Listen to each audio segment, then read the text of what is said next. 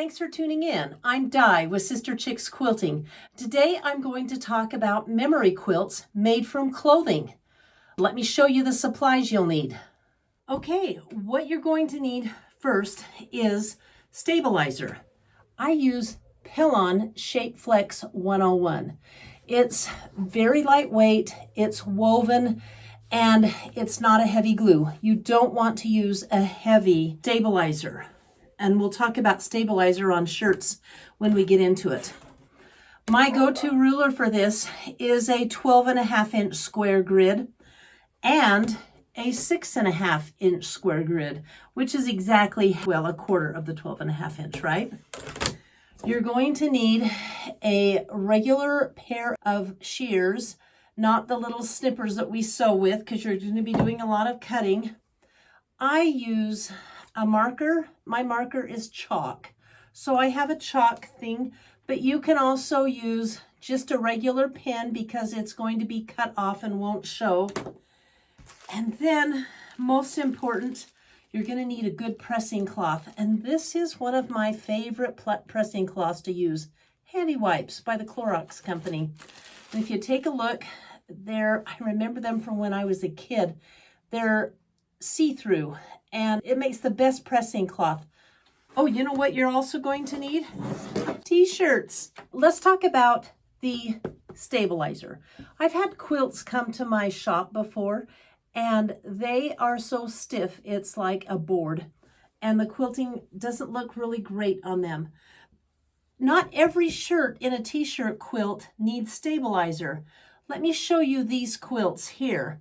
This is one that I made for the sister of Holly Bruno, who was in my video last week, and I made this out of Holly's clothes. They just sent me bags of clothes that the two sisters and the mom had each picked out. I ended up making 3 quilts.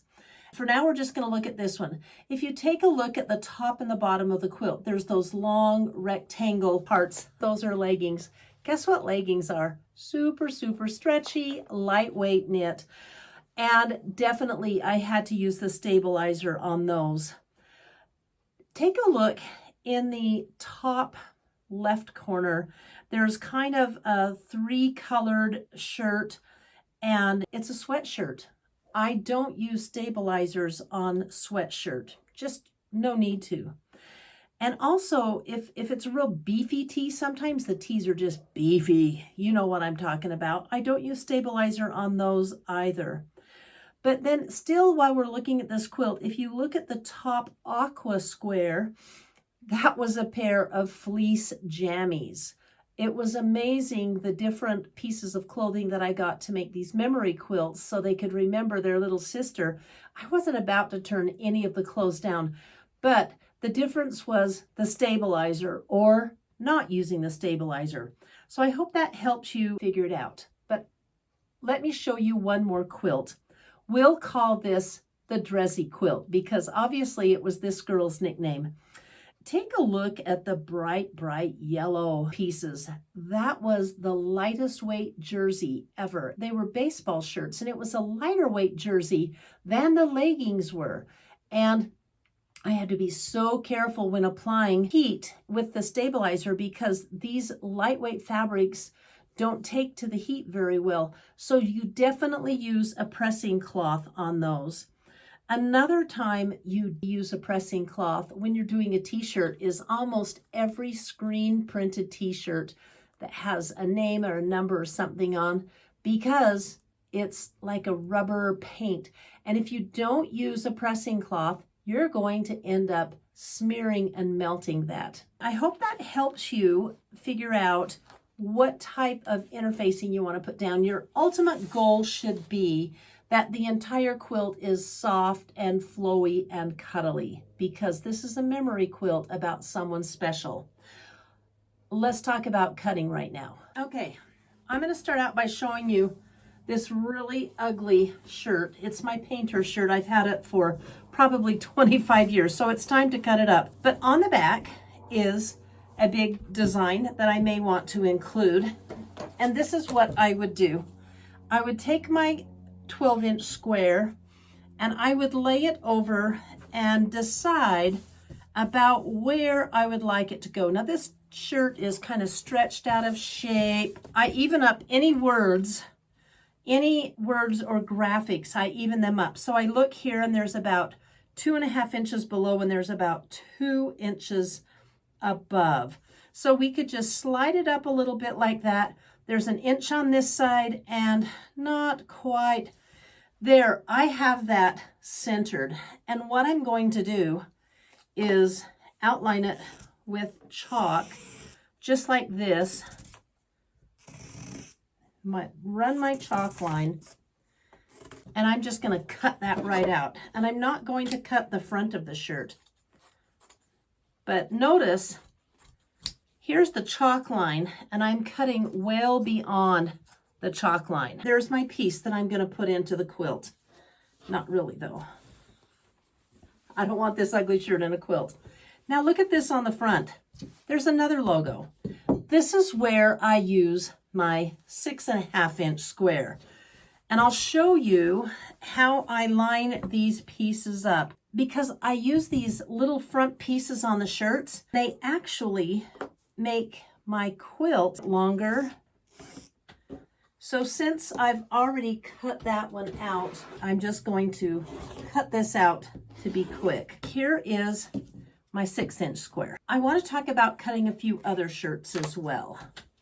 This is a jersey shirt, and really there's only 2 places on here that you could get a square because there's nothing on the back, so it's like a jersey polo shirt. By the way, I'm not big on cutting plackets and buttons into these quilts, but people do. It's your quilt, you can do whatever you want. But look at that, I could get a nice 6 inch square there. And another place, check what's on this sleeve here. You could cut this sleeve and open it up, and there is another 6 inch square. And if you put 2 6.5 inch squares together, oh, you have a 12.5 inch square. So this shirt would definitely need interfacing. It's very lightweight. A lot of people have asked me about cutting up a man's dress shirt or another shirt like this. And I just want to show you all the pieces that you can get from this shirt. You can obviously get maybe one, if it's long enough, I could get 2 12 inch squares out of the back piece. Pretty cool. And then on the side, I could get a 12 inch square. And you know, it might have the side seam in it, but I think a side seam is kind of cool, so I would do that. And then on this side, I could get another 12.5 inch square. Here's something a lot of people don't think of, and I'm going to cut this sleeve right off. And I'll open it up. If the shirt's big enough, you can get another 12 inch square, because I've never done this, but I do have a friend who, there's another 12 inch square. So from a man's shirt, you can get 8 12 inch squares. And there's some really cool prints and designs that you could have in a quilt. And these, if they're like cotton like this one is, I would absolutely not interface them. You want this quilt to be soft. And this would be just like working on regular quilting fabric. Let's go over to the ironing table, and I'm going to show you how I apply stabilizer and how I cut the finished block. Okay, here I am at the pressing table where a lot of work is done, and I have my t-shirt square cut out. You can see the chalk line around it, and the chalk line is kind of the edge of the square, but I'm going to just this is glue side up, and I'm going to put this right on here. Move it over where it shows better.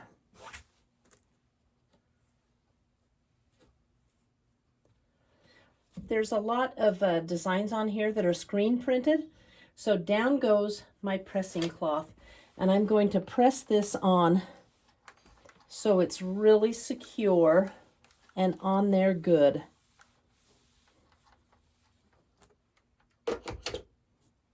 With my perfect little handy wipe. One of my quilting buddies taught me that this was the best pressing cloth. Can you see how nice that's looking already? What I'm going to do is cut it out, still larger than what it is, but to the edge of the fabric. And then we're going to take it over to the table and square up this block and then give it a final press. Okay, I'm back at the cutting mat. And I have my block laid down. Again, I'm going to use my 12.5-inch square, line it up with my chalk, but I'm also going to do the best I can to make sure I have this design centered because I want this to look good. The next thing is just to cut. Look at that. It's nice, still soft, but stable on the back, so it can be sewn into a shirt. And I don't know if you noticed or not, but it really didn't stick very well. So I'm going to take it back to the ironing table and we're going to really press this down. So I'm back at the ironing table. And I am going to give this a really good press. Now, just as an FYI, when you're making these quilts, sometimes the bond between the stabilizer and the shirt doesn't hold. I don't worry about it too much, but it's still going to stay and you can catch it up in the seams. And then again, I want to press this on the right side or the front side, and I will always definitely use my pressing cloth. Okay, this block is ready to put into a t-shirt. It's pressed together pretty good, and I'll just stack it and go on to make my next block. I make my 6.5-inch blocks the same way. Let me show you about layout. Well, you didn't think it was going to be that easy, did you? But you know where the real work with a t-shirt quilt comes in? It's in the layout. And I have had customers and friends just pull their hair out with the layout. You just kind of have to go with what you have. Why do I use the 12.5 and 6.5-inch squares? This quilt will tell you why. This quilt was made for someone from their college t-shirts.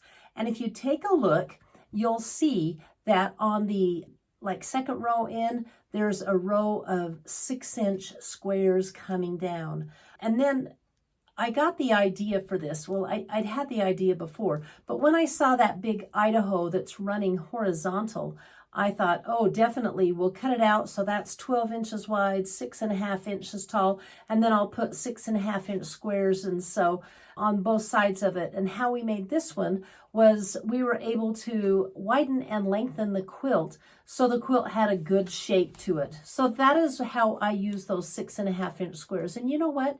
It doesn't matter if several of them in this quilt are the same, but I just space them out separately.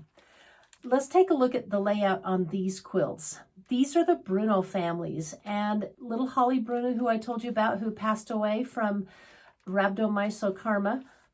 Oh, I said it wrong, I know, I'm sure. But anyway, I made these quilts for her two sisters and her mom out of her clothing. Now, the layout on them is different. I do have sashing, so you can use sashing or you can not use sashing. It really depends on how much work you wanted to put into it and the ease. If you're going to use sashing, use a good quality quilting fabric. I've quilted quilts with really lightweight sashing, and it's just a tad tricky. Take a look at the one I did a shadow box around the quilt on the left. That was Mama Bruno's. The other quilts, I chose a little easier layout. I did the 12-inch blocks with the same sashing, and then they have the strips of the horizontal blocks on top, the 6.5-inch tall horizontal blocks, and those were made again from her leggings. So that's how I did that. This last quilt that I want to show you was different because all I was given was one t-shirt. On this last quilt that I want to show you, it's not really as much a clothing quilt because it's all fabric, but one shirt. And this is the shirt right here. It says Scanlon Strong, and this was Matthew Scanlon's shirt. So I was given one shirt and I wanted to tie it together. And what I did was found some colors in the shirt, pulled a bunch of fabrics in for a design, and then I made appliques using the shirt as a design. So there's that one shirt in the top of the quilt here, and then take a look. I have the beanie hat, the glasses, and the beard separate, spaced throughout the quilt. That was actually a really fun one to do, and I appliqued those on. This quilt meant so much to me to give to them. Last quilt was for Matthew, who died from lymphoma just right after he graduated from high school. It was such a tragedy. However, I was able to get this finished, and Matthew was able to use it several months before he passed away. And then his father hangs it on the wall of his bedroom, and it's a big comfort to him. Remember that on the very last Friday in October, my final video for this month, I am going to be giving away this quilt. Next week's video, I will go ahead and give you the measurements for the quilt, and who knows, maybe I'll have it quilted, because it's going to be a totally finished quilt. Why am I giving this quilt away? Because I know that there are many of you that watch that may not have the skills or feel like you have the means to give a quilt away to someone who is suffering. So what you need to do is, on the last Friday of October, put a comment down below, and in 2 sentences tell me who you want to give it to and why you want to give it to that person. And we'll pick someone from the comments that's going to get that quilt so they can give it to one of their friends or loved ones and pass some more comfort along. Thank you for watching. If you like what you're seeing on my videos, I would love a thumbs up and a subscribe, and I'll see you next week.